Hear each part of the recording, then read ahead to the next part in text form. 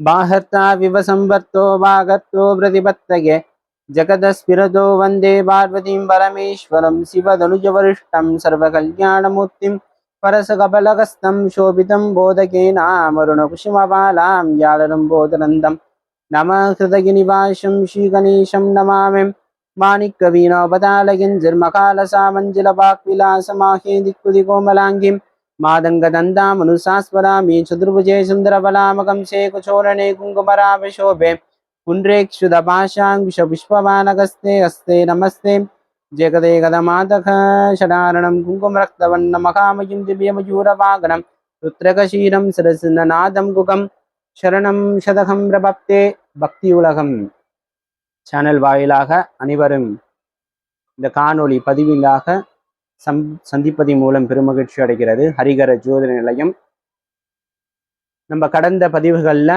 ஆன்மீக ரீதியாகவும் ஒரு தெய்வ வழிபாடு எந்த நாட்கள்ல செய்யணும் போன்ற தகவலை நம்ம தெரிந்து கொண்டோம். இந்த பதிவானது ஜோதிட ரீதியாக இருக்கக்கூடிய தெளிவான ஒரு பதிவாக இருக்கும்னு நினைக்கிறோம். இப்போ இருக்கக்கூடிய காலகட்டத்தில் பலவிதமான ஜோதிடர்களை நம்ம பார்க்குறோம். பலவிதமான சேனல்ஸ் இருக்கு. நிறைய பேர் அவருடைய தகவலை தெரிவித்து கொண்டே வராங்க. இப்போ மக்கள் எதை முதன்மையாக தெரிஞ்சுக்கணும், எதை கண்டிப்பாக தெரிஞ்சுக்கணும், எதை கடைபிடிக்கணுங்கிறத ஹரிகர ஜோதிட நிலையம் ஒரு படியாக இந்த பதிவில் இருந்து ஒவ்வொரு நட்சத்திரங்கள், அந்த நட்சத்திரக்கூடிய நபர்கள் என்ன செய்யணும், எந்த தெய்வத்தை வணங்கணும், என்ன செய்யலாம், தன்னுடைய வாழ்வில் முன்னேற்றத்தை அடைய ஒரு பதிவாக நம்ம இந்த பதிவில் இருந்து ஒவ்வொரு நட்சத்திரத்தின் தெய்வத்தை, கோவில், செய்ய வேண்டிய செயல்களை நம்ம பார்க்குறோம். அதற்கு முன்னாடி நீங்க ஒரு தனி மனிதராக இருக்கீங்க, பலவிதமான செயல்களை செய்கிறீங்க. எதுக்கு நான் ஜோதிடம் பார்க்கணுங்கிற ஒரு கேள்வி இருக்கும். ஏன் பார்க்கணும், எதுக்கு பார்க்கணும்னு ஒரு கேள்வியோ ஒரு அச்சமோ இருக்கும். சில பேர் பயமுறுத்துவாங்க, அதுக்காக பார்ப்பாங்க. சில பேருக்கு நம்பிக்கை இருக்கும், பார்ப்பாங்க.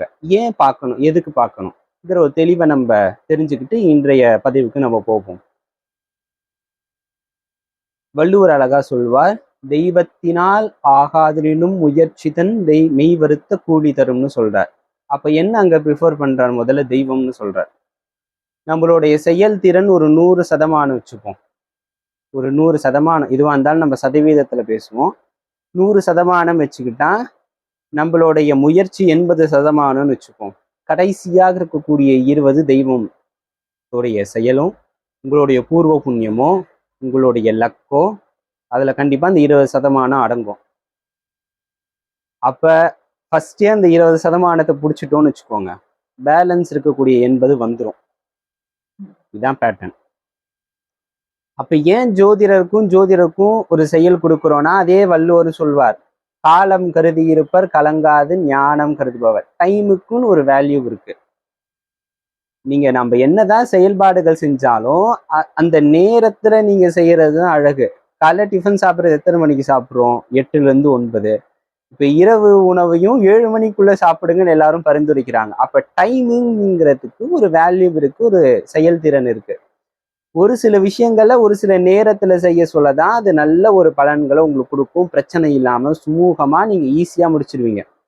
நம்ம எல்லாருமே சொல்லுவோம், எல்லாருமே அதை பயன்படுத்துவோம். என்னன்னா, படிக்கிற பசங்களுக்கு ஒன்று சொல்லுவோம், காலையில இருந்துச்சு பிரம்ம முகூர்த்தத்தை 4 to 6 படிங்க, மைண்டு ஃப்ரெஷ்ஷா இருக்கும் அப்படின்லாம் சொல்றோம். அப்ப இந்த காலம்ங்கிறது எல்லா நபருக்கும் எல்லா விதமான நிலைக்கும் ஒரு முக்கியமான ரோலை பிளே பண்ணுது. அப்ப ஆகையினால நீங்க எந்த டைம்ல செய்யணும், எப்ப செய்யணும், ஒரு வரையறைய புகுத்தக்கூடியது, ஒரு லாஜிக்கல் ரீதியா ஃபேக்டர்ஸ சொல்லக்கூடியதுதான் ஜோதிடம். அதுல மாற்றுக்கிறது கிடையாது. அப்ப நீங்க இருக்கீங்கன்னா, நீங்க பொதுவா என்ன தெரிஞ்சுக்கணும்னா, உங்களுடைய பேர் உங்களுக்கு தெரியும், ராசி, நட்சத்திரம், லக்னம், கூடுதலாக கரணம். வரக்கூடிய காலங்கள்ல கரணம் தெரிஞ்சுக்கோங்க. உங்களுக்கு என்ன தசா புக்தி நடக்குது, எப்போ ஆரம்பிச்சது, எப்போ முடியுது, எப்போ புத்தி மாறுது, இதெல்லாம் தெரிஞ்சுக்கணுமா? இதெல்லாம் ரொம்ப கஷ்டமா தெரிஞ்சுக்கணும். ஒரு அமௌண்ட் போறீங்க ஒரு பேங்க்ல, வருஷம் எவ்வளவு அமௌண்ட், எவ்வளவு கிரெடிட், எவ்வளவு டெபிட்லாம் தெரிஞ்சுப்பீங்க. அப்போ உங்க வாழ்நாள்ல எவ்வளவோ விஷயத்த நீங்க ஞாபகம் வச்சிருப்பீங்க. அப்ப அதே போல இந்த விஷயங்களும் நீங்க ஞாபகம் வைப்பது நல்லது. அப்ப ஆகையினால முதல் நட்சத்திரமா காலபுருஷனுடைய, அதாவது காலபுருஷன் சொல்றது மேஷம் தான். பொதுவாக ராசி கட்டத்துல 12 ராசி இருக்கும். அதுல முதல் ராசியாக இருக்கக்கூடியது மேஷம். அதுல முதல் நட்சத்திரமாக வருவது அஸ்வினி நட்சத்திரம். அப்ப அஸ்வினி நட்சத்திரத்துக்கு உண்டான அதிதேவதையாக பெரும்பாலான ஒரு நூல்கள்ல சொல்லக்கூடியது சரஸ்வதி தேவியாக இருக்கு. ஆனா சில நூல்கள்ல அஸ்வினி நட்சத்திரத்துக்கு உண்டான அதிதேவதையாக நாம் சொல்வது ததாஸ்து தேவர்கள். 2 தேவர்கள் இருப்பாங்க. அவர்கள் குதிரை முகத்தோடு குதிரையோட தன்மையில இருப்பாங்க. அஸ்வினிங்கிற ஒரு வார்த்தைக்கு உண்டான பொருளை குதிரையை குறிக்கக்கூடியதுதான். அஸ்வம்னா குதிரை, அஸ்வினிங்கிறது குதிரையை குறிக்கக்கூடிய ஒரு சொல்லாடல் தான். அப்ப முதல் காலபுருஷனுக்கு முதலாக வரக்கூடிய இந்த அஸ்வினி நட்சத்திரத்துக்கு எந்த கிரகம் அத்தாரிட்டி எடுக்காங்க? யார் இந்த நட்சத்திரத்துடைய அதிபதி? கிரகத்துல யார் அதிபதினா கேது பகவான். முதல் நட்சத்திரம் கேது பகவான் தான் எடுத்துக்கிறார். இப்ப நீங்க அஸ்வினி நட்சத்திரம், இந்த மேஷ ராசிக்கு உண்டான ஒரு சுபாவம் எங்கன்னா, தப்பான விஷயத்த ரொம்ப கான்பிடண்டா செய்வாங்க. ஒரு விஷயத்த செஞ்சதுக்கு அப்புறம் தான் யோசிப்பாங்க. இது பொதுவிடையான தன்மை. அப்ப நீங்க என்ன நம்ம மாத்திக்கணும்? ஏதாவது ஒரு டிசிஷன் மேக்கிங் பண்றீங்க, இல்லை எதனா ஒரு முடிவெடுக்க போறீங்கன்னா, ஒரு வெல்விஷர் முன்னாடி நம்ம இதை செய்யலாமா வேண்டாமாங்கிற ஒரு கோரிக்கையை நீங்க கேட்டுக்கலாம். மற்றவங்களோட அட்வைஸை கேட்டுக்கணும். நீங்க செய்யறது செய்யாதது ரெண்டாவது பட்சம். ஆனா சில பேருடைய அட்வைஸை கேட்டு பிளான் ஏ பிளான் பி வச்சுக்கிறது பிரதானமாக ஒன்று. ஒரு செயலை ஆரம்பிக்கிறதுக்கு முன்னாடி யோசிக்க கூடாது. ஆரம்பிச்சிட்டிங்கன்னா அதை நல்ல விதமா முடிக்கிறதுக்கு என்னென்ன உங்களால செயல்கள் செய்ய முடியுமோ அதை செய்யுங்க. அப்ப அஸ்வினி நட்சத்திரத்துல பிறந்தவங்க சரஸ்வதி தேவியோடைய வழிபாடு பண்ணலாம். இரண்டாவதாக ததாஸ்து தேவர்களுடைய வழிபாடு பண்ணலாம். மூன்றாவதாக ஹயக்ரீவர், ஏன்னா குதிரை முகம் தான் ஹயக்ரீவரும் வருது. குதிரை முகத்துடைய தெய்வமாக ஹயக்ரீவருடைய வழிபாடு பண்ணலாம். ஏன்னா கேது தான் மனித முகம் அல்லாத தெய்வங்களை குறிக்கக்கூடியவர். கேது ஞானம்ங்கிறதால சரஸ்வதி தேவியை நம்ம எடுத்துக்கலாம். ஆனா கேது மனித முகம் இல்லாத தெய்வங்களை குறிக்கிறதால ஹயக்ரீவரையும் நீங்க எடுத்துக்கலாம். இதெல்லாம் இந்த தெய்வத்துடைய வழிபாடு உங்களுடைய செல்ஃப் கான்ஃபிடன்ஸ் அதிகரிக்கும். இல்ல மாற்றுக்கிறது கிடையாது. நீங்க எப்பெல்லாம் ரொம்ப டவுனா ஃபீல் ஆடுறீங்களோ அப்ப இந்த தெய்வங்களுடைய வழிபாடு செய்ய சொல்லி, உங்க உடம்பு சரியில்லாத போது, நீங்க இம்யூனிட்டி ரொம்ப கம்மியா இருக்கீங்க, ரொம்ப உடல் சோர்வா இருக்கக்கூடிய காலகட்டத்துல இந்த தெய்வ வழிபாடை எடுப்பதின் மூலமாக நீங்க முன்னேற்றத்தை நீங்க அடைவீங்க. அப்ப கோயிலுக்கு தான் போகணுமா? அப்ப தினமும் நான் கோயிலுக்கு போனா தினமும் கோயிலுக்கு போகணும் நீங்கன்னு இல்லை, எல்லாருமே போகணும். ஆனா அதை விட மாற்றுனா என்ன பண்ணலாம்? அந்த தெய்வங்களுக்கு உண்டான திதி நட்சத்திரங்கள் உண்டு, அந்த நாள்ல கண்டிப்பா நீங்க போகலாம். இப்ப சரஸ்வதி தேவின்னு நம்ம எடுத்துக்கிட்டோம்னா, சரஸ்வதி தேவிக்கு உண்டான கிழமையில புதன்கிழமை எடுத்துக்கலாம், வியாழக்கிழமை எடுத்துக்கலாம், ஆப்ஷனல் உண்டு. இப்போ 2 கிழமையில ஏதாவது ஒரு கிழமைக்கு போங்க. நட்சத்திர ரீதியா அஸ்வினி நட்சத்திரம் எப்பெல்லாம் மாசத்துல ஒரு அஸ்வினி நட்சத்திரம் வருதோ அப்போ போய் இந்த தெய்வங்களை வழிபாடு பண்ணுங்க. சரஸ்வதி தேவிக்கு உண்டான திதி நவமி. அப்போ வளர்பிறையில ஒரு நவமி திதி வரும், தேய்பிறையில ஒரு நவமி திதி வரும், 2 திதிகள் வரும். அப்போ முடிந்தது. அப்போ ஒரு நட்சத்திரம் சொல்லிட்டோம், ஒரு கிழமையில 2 கிழமை சொல்லியிருக்கோம், திதியில 2 கிழமை சொல்லியிருக்கோம். இதுவே மாசத்துல 30 நாள்னா 5 நாள் வந்தாச்சு. அப்ப கிழமை ரீதியா பார்க்க சொல்ல 4 கிழமை வந்துடும், 9 நாட்கள் ஆகி போயாச்சு. அப்போ இந்த மாசத்துல 10 நாட்கள் நீங்க போய் ஒரு 10 நிமிஷம் அந்த தெய்வங்களை நினைச்சு கையெடுத்து கும்பிட்டு உங்களுக்கு என்ன கோரிக்கையோ நீங்க நினைச்சு 3 பிரதட்சணம் வந்து நீங்க செயல்படலாம். அப்ப அது வல்லாது இன்னும் நீங்க கூடுதலா என்ன செய்யலாம்னா, அரளி செடி, செவ்வரளி செடிய நீங்க உங்க வீடுகள்ல வளர்த்து அந்த பூக்களை பைரவருக்கு அர்ச்சனை செய்வதின் மூலமாக உங்களுடைய தன வரவு நாளுக்கு நாள் அதிகரிக்கும்.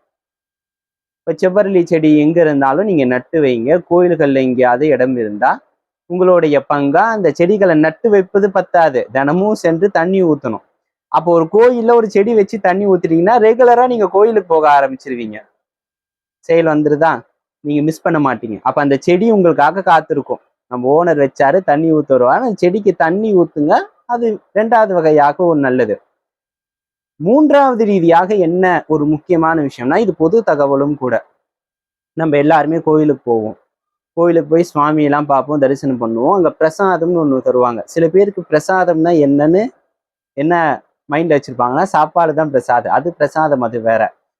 இறைவன் நம்ம ஆலயத்துக்கு சேர்றோம், இறைவனை வழிபடுறோம். முக்கியமான பிரசாதம்னா குங்குமம், விபூதி, சந்தனம், துளசி, பூக்கள். இதுதான் பிரதான பிரசாதம். அப்ப இந்த பிரசாதத்தை நம்ம எல்லாருமே என்ன பண்ணுவோம்னா நெத்தியில இட்டுட்டு அந்த கோயில் தூண்லயே தட்டிட்டு கையை தூண்லயே வச்சு தடவிட்டு தொடச்சிட்டு வந்துடும். அது தவறு. யார் எந்த கோயிலுக்கு போனாலும் என்ன பிரசாதம் கொடுத்தாலும் அந்த பிரசாதத்துக்கு உண்டான மரியாதை இருக்கு. ஏன்னா இறைவன் கிட்ட கருவறை போய் சென்று வருது. ஒரு சாதாரண ஒரு தண்ணி கோயிலுக்கு சென்று வர சொல்ல அது தீர்த்தமாகுது. சாதாரண ஒரு உணவு பகவான் கிட்ட செல்லும்போது பிரசாதமாகிறது. அப்போ ஒரு படி உயர்வாகிறது. கோயிலுக்கோ கருவறைக்கோ ஒரு பொருள் சென்று வரும்பொழுது அப்ப அதுக்குண்டான மரியாதைக்கு நம்ம கொடுக்கணும். அப்ப எந்த ஆலயங்கள்ல என்ன கொடுத்தாலும் ஒரு பேப்பர் வச்சிருப்பாங்க ஒரு சில ஆள். அந்த பேப்பர்ல மடிச்சு எடுத்துட்டு வந்து உங்க வீடுகள்ல ஒரு விபூதி குங்கும கிண்ணம் வச்சிருப்பீங்க, அதுல அதை சேர்த்துடணும். ஒரு சந்தனம் வச்சிருந்தா சந்தன கிண்ணம் இருக்கும், அதில் சேர்ந்து. அப்ப பூக்கள் இருக்குன்னா அது உங்க பூஜை அறையில வைத்து காய்ந்த பின்னாலும் உங்க செடிகளுக்கு அது உரமா போடலாம். அது நல்லது. அப்ப இந்த பேப்பர்னு சொன்னோம் தெரியுமா, அந்த பேப்பரை கட் பண்ணி வைக்கக்கூடிய விஷயத்த அஸ்வினி நட்சத்திரக்காரங்கள் செய்யலாம். அப்ப நீங்க கோயிலுக்கு போறீங்க, கோயிலுக்கு போறப்ப உங்ககிட்ட ஒரு வேஸ்ட் பேப்பர் இருக்கு, ஒரு பழைய புக் இருக்கு, தேவையற்ற இருக்குன்னா அதை அழகா கிழித்து வரக்கூடிய பற்களுக்கு யாரையாவது தேடுவாங்க அந்த இடத்துல. ஒரு சில பேர் வாங்கிட்டு வந்து அடி கையும் கண்ணும் தேடும். அப்ப தேடுறதுக்கு முன்னாடி நீங்க அதை கொடுத்தீங்கன்னா ரொம்பவும் உன்னதமான விஷயமாக அஸ்வினி நட்சத்திரக்காரங்க இருக்கும். நீங்க கோயில்ல ஒரு பூஜைக்குன்னு போறப்ப அரை மணி நேரத்துல இருந்து 1 மணி நேரம் கம்பல்சரி இருக்கணும் எல்லா கோயில்கள்லயும். அப்ப நீங்க இந்த பேப்பரை கட் பண்ணி கொடுக்க சொல்ல அரை மணி நேரத்துக்கு மேலேயும் இருப்பீங்க. உங்களுக்கு போரும் அடிக்காது, 4 பேருக்கு நல்லது செஞ்ச மாதிரி இருக்கும். அப்ப இந்த விதமான செயல்கள் அஸ்வினி நட்சத்திரக்காரங்கள் கண்டிப்பாக செய்யலாம். இந்த அஸ்வினி நட்சத்திரக்காரங்களுக்கு இன்னொரு பிரதானமான விஷயம், செவ்வாய் தான் அதுக்குண்டான ராசியோடைய அதிபதி. அப்ப செவ்வாய்க்கு அதிபதியாக இருக்கக்கூடியவர் முருகப்பெருமானாக வருவார், அல்லது ஆயுதம் வைத்திருக்கக்கூடிய தெய்வதைகள் வருவாங்க. உக்ரமாக இருக்கக்கூடிய வீரபத்ரரும் வருவார், பைரவரும் வருவார். அப்ப கூடுதலாக பைரவர் வழிபாடு செய்வது மூலமாகவும் ஆயுதம் வைத்திருக்கக்கூடிய செவ்வாய்க்குடைய பெயர் இருக்கணும். அதாவது செவ்வாய் கோபம், ரெட் கலர் ட்ரெஸ்ஸை வீரபத்ரர் அதிகமா யூஸ் பண்ணுவார், பைரவர் யூஸ் பண்ணுவார். அப்ப இது போன்ற தெய்வங்களுடைய வழிபாடு பண்ணலாம், முருகப்பெருமானுடைய வழிபாடு பண்ணலாம். அது அல்லாது மலை அடிவாரத்தில் இருக்கக்கூடிய தெய்வங்களுடைய வழிபாடு, ஏன்னா செவ்வாய் தான் மலை அடிவாரத்தில் இருக்கக்கூடிய தெய்வத்தை குறிக்கக்கூடிய. அப்ப மலை அடிவாரத்தில் இருக்கக்கூடிய தெய்வ வழிபாடு பண்ணுவது மூலமாகவும் உங்க வாழ்க்கை அடுத்தடுத்த நிலைக்கு செல்லும். அதுவல்லாது அஸ்வினி நட்சத்திரத்துக்குன்னு தனியா ஒரு கோயில் இருக்கு. திருத்துறைப்பூண்டில் இருக்கக்கூடிய பிறவி மருந்தீஸ்வரங்கிற ஆலயம் தான் அஸ்வினி நட்சத்திரத்துக்கு ஏற்ற ஆலயம். மிகவும் தொன்மையான ஆலயம், மிகவும் பிரம்மாண்டமாக ஆலயமாகவும் கருதப்படுக. அங்க இருக்கக்கூடிய சுவாமியோடைய பெயர் பிறவி மருந்தீஸ்வரர்.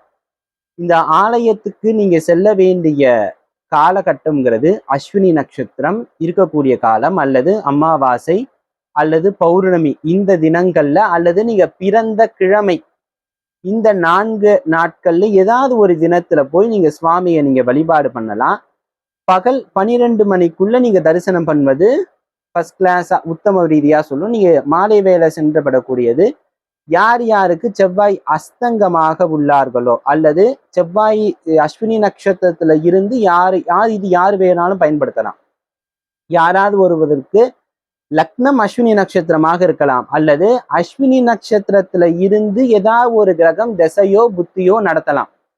இப்போ யாராவது ஒருத்தருக்கு மேஷத்துல குரு இருக்கார், அது அஸ்வினி நட்சத்திரம் இருக்கா, அவருக்கு குரு திசையோ புத்தியோ நடக்குதுன்னா அவர்களும் இந்த செயல்பாடுகளை செய்யலாம்.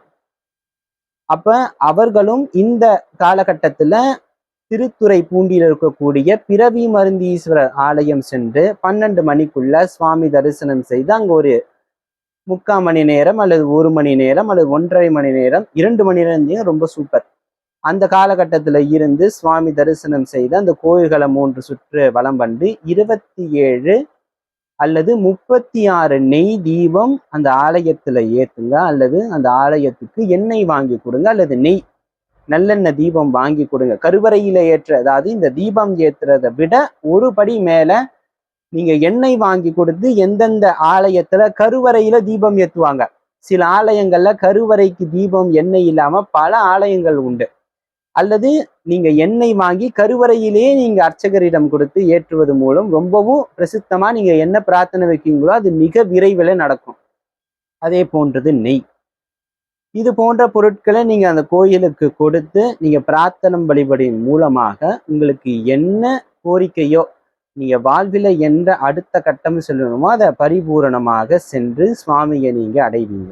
அடுத்தபடியாக இந்த அஸ்வினி நட்சத்திரக்காரங்கள் பிரதானமாக செய்ய வேண்டியது நடராஜருடைய வழிபாடு.